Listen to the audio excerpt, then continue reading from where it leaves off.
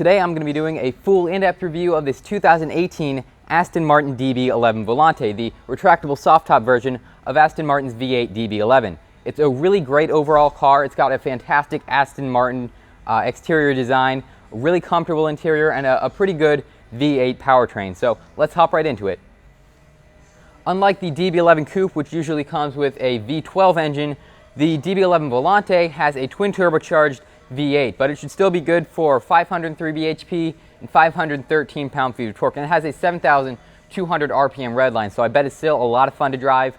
Overall, it brings some pretty great performance. 0 to 62 miles per hour is 4.1 seconds. That's 0.1 seconds faster than the Coupe, but really, when you get down to, just like milliseconds, it doesn't really matter. It's still an incredibly fast car, and top speed should be 187 miles per hour, which is also a really impressive number.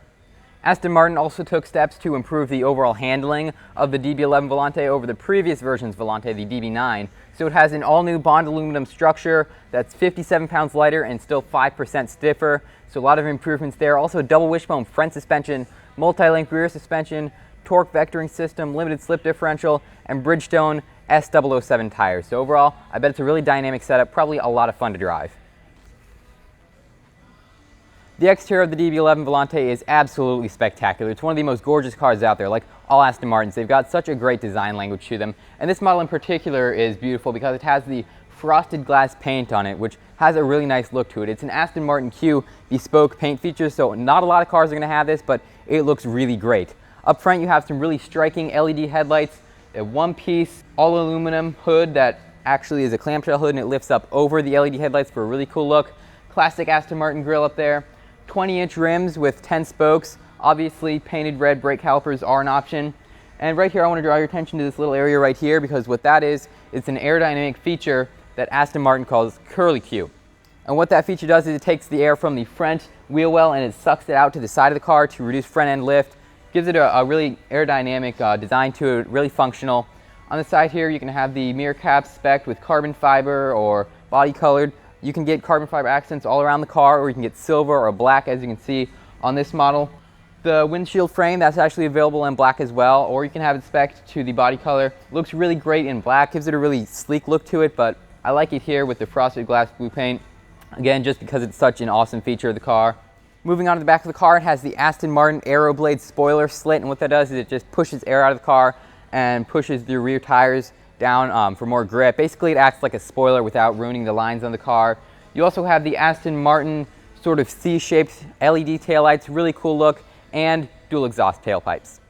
A lot of times when manufacturers take the roof off of their models, it ends up looking really bad. It kind of ruins the lines on the car, but Aston Martin did a really good job of keeping this car the beautiful example of Aston Martin design that it is, even with the top down. Alright, so the exterior of the DB11 Volante is spectacular, one of the best designs of all time. The interior is pretty great as well. Of course, the first thing I want to mention is the retractable soft top roof. It's got 8 layers to reduce the noise, vibration, harshness, NVH in the cabin. It takes 14 seconds to open and 16 seconds to close at speeds of up to 31 miles per hour. So overall, it's a great roof design. Good job with that.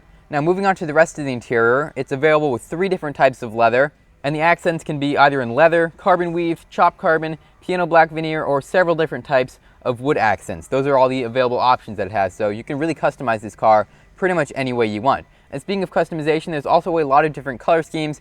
Obviously, as you can see with the sort of navy blue, I guess you could call it, with the tan here. Probably not the color scheme that I would choose. I don't necessarily like it very much. But if you don't like this one, there are a lot of others to pick from. Just like I talked about in my review of the Vanquish S a couple weeks ago, Aston Martins are all about customization. And if you don't like the options they do offer, you can always go to their Q bespoke service and get pretty much anything done that you want to. But back to this Aston's interior, it has standard heated front seats, and the seat backs are available with wood, piano black veneer, or carbon fiber. It also has an available Bang & Olufsen sound system, a 12-inch TFT gauge cluster, and an 8-inch TFT infotainment screen. And of course, that classic Aston Martin feature where they have buttons to select the gear instead of an actual stick. I don't know if I like this feature. I don't know if I dislike this feature. I'm kind of neutral about it. It's unique. It's something that I can't think of any other manufacturer that does it. I guess it's a nice design. It looks really good on the center console here. I like the way they laid that out. Overall, it's a great interior. I rode in an Aston Martin DB11 V12 Coupe once. I gotta say, one of the most comfortable cars ever. It's got a really quiet interior. You can hear the engine thrumming in front of you. Of course, in this car, it's going to be the V8, so maybe not quite the same experience, but sure, it's still a great sounding engine. The seats are incredibly comfortable. They were ventilated in the car I rode in, so they have the air conditioning that came through the seats.